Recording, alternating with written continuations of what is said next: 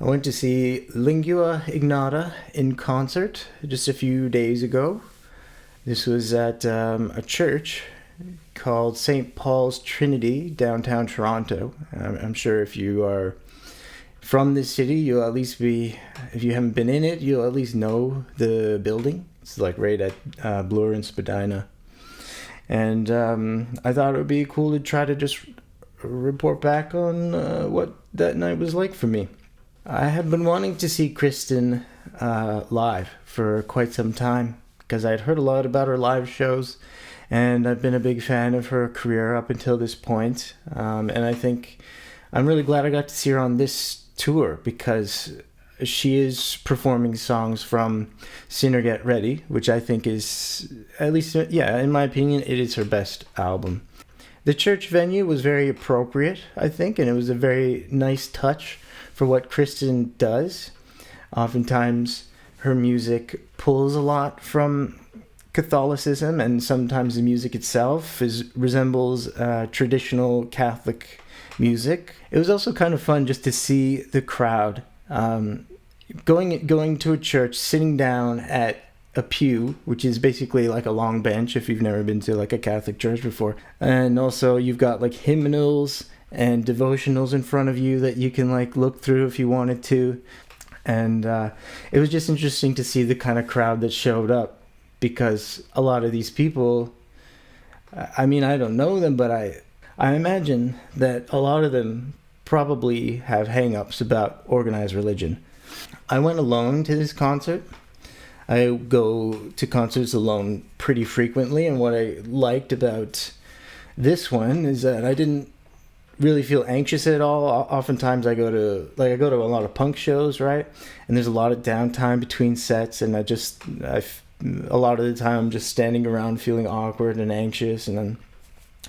But this show was different in that there was no opener, for one, so there was less downtime, and there was just a small intermission in between like two parts of her performance. But I think also a big part of why I didn't feel anxious was because of the setting, because it was in this really beautiful church. And, churches do have a reputation, especially Catholic churches have a reputation of being quite gorgeous. And this one, I mean, it's not, it's not the Vatican or anything, but it is a very comfortable environment. I had heard that Lingua Ignota performances can be quite extreme and intense and aggressive in the way that Kristen pushes her physical body to such a degree that it becomes even self-destructive for her. And I didn't exactly expect that that's what it was going to be like because of how her music has changed over time. Her performance that night, it was not destructive at all. It was not aggressive. It was still intense just because of the nature of the music. But I would say I felt the music itself was kind of took on a more of a hypnotic sort of quality, or like a transcendent kind of quality. Maybe it was because of the fact that it was held in a church, but I felt that the performance kind of seemed like a religious service. And I feel like Kristen has now taken on sort of more of the role of a preacher when she performs. Whereas before, it seemed more like she was like an exorcist, trying to exorcise her own demons live on stage. The performance was accompanied by visuals, although the visuals were kind of obscured because they were projected onto a large organ at the back of the church, so I couldn't always make out what was happening. I knew there were some images of Jimmy Swaggart, but I think the only reason I actually identify him as Jimmy Swaggart is because I've heard Kristen talk about him and reference him multiple times. And there were also images of like fields and valleys, and I think the visuals worked for Kristen's music because her music often has kind of a cinematic quality to it. She also had a collection of lights that were on sticks, and she would just move them around with her and place them to give her, like, I guess, a different lighting situation. Sometimes she looked like she was like a shadowy figure, and sometimes she was lit up from the front, and it was actually quite like bright, and it made her look kind of more divine.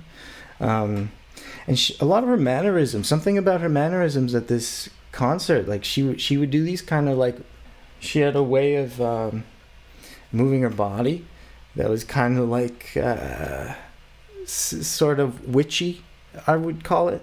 And she did these like hand gestures sometimes, kind of like she was like casting spells or curses on people. Even though I would say Lingua Ignota is one of my favorite artists, and I think one of the most exciting artists that's currently active. I also don't listen to her music that often because it is emotionally draining. A lot of the stuff she's talking about is very disturbing. And so by the end of the show, I was actually quite exhausted. And I guess I just didn't. I mean, if I could say any kind of criticism, maybe that would be it, is that maybe it just went on too long. But at the same time, I don't really feel like that's a fair criticism. And like, I almost think it's kind of on me. Like, I just didn't have the endurance for it. My favorite song from the night was actually a cover song. She played a very dramatic version of the song Satan's Jeweled Crown, which is a song I had never heard before at the time.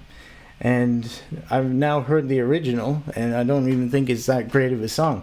But I think it really connected with me because the sadness of it was very palpable, whereas I feel like the original, it's hard to take it seriously. Overall, it was a very moving performance, and I'm very glad that I got to be there for it.